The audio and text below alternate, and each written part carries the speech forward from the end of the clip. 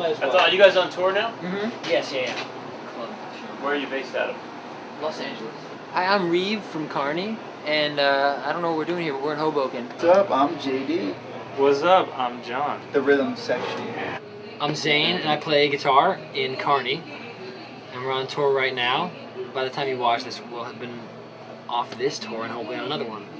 This whole band came together in kind of a cool way because we all went to high school together. And I mean, this band has molded over the years and kind of been fluid, but the final set, which is us, the four of us, which is what it's going to stay as.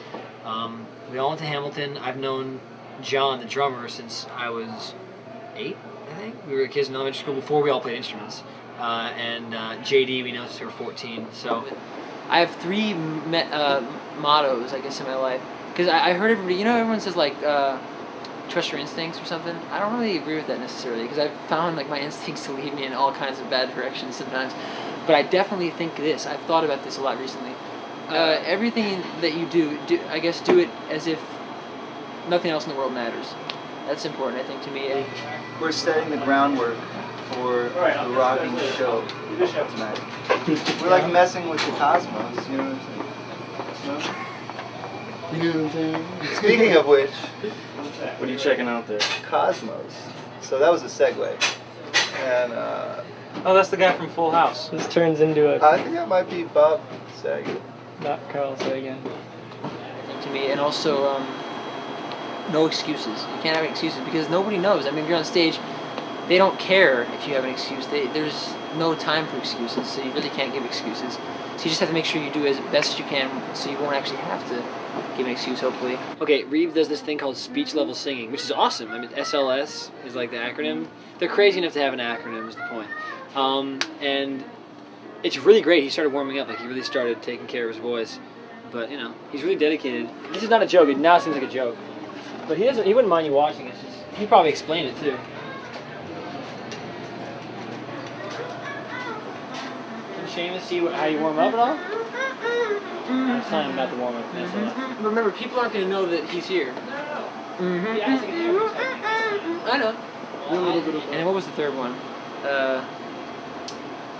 It was something good, but maybe I'll remember later. So, when did you get so good at the bass? Well, it all started about 12 years ago when I started playing the bass.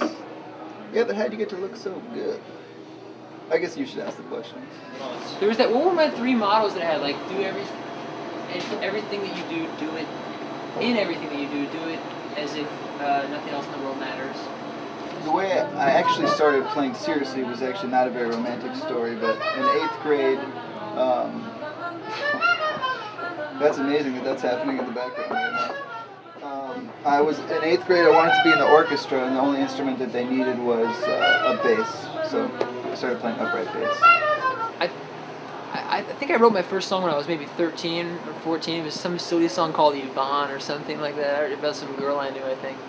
But I didn't start seriously writing songs until I was 18. And at that point, I guess I just kept doing it. I mean, do you ever have anything that makes you, you know, if you don't do it, it makes you feel like you're not alive? That's kind of what it's like for me, I guess. Sorry. I've been playing guitar for 13 years. I started on my 10th birthday. And yeah, my brother, Reeve and I are brothers, the lead singer, and he got a guitar at Christmas, I think, a Charvel, Christmas of whatever year that would have been, when I was 10, 95, or 94, right at the end, and then 4 months later, it was just like, I had to get one. I get really down on myself if we don't do our best, or if I don't do my best, and it's just, no matter how many people are in the audience, it's just important to give them the experience that you are capable of giving them, and so that's a big deal to me, definitely. I mean, it's kind of a cliche, but I definitely look at every show as our last show. Do that. Sometimes I feel like that in our band, though.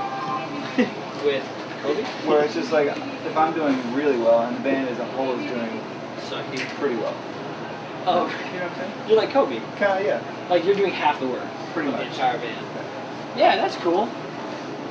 Yeah. Dude, I wish I could remember that other motto. That was important to me in some way. Well, when did it come up? When did you think about it? I don't know. I thought about it recently.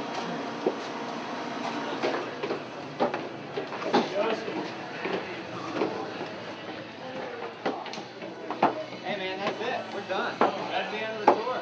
I'll leave it during your set. I might have found that motto. I might have found that motto. I'm gonna see. I think I wrote it down. That motto. I think I wrote down that motto that I was telling you about. Oh, yeah. I don't know. I'm gonna try to find it. Let me check the notes. Yeah, exactly. Well, exactly.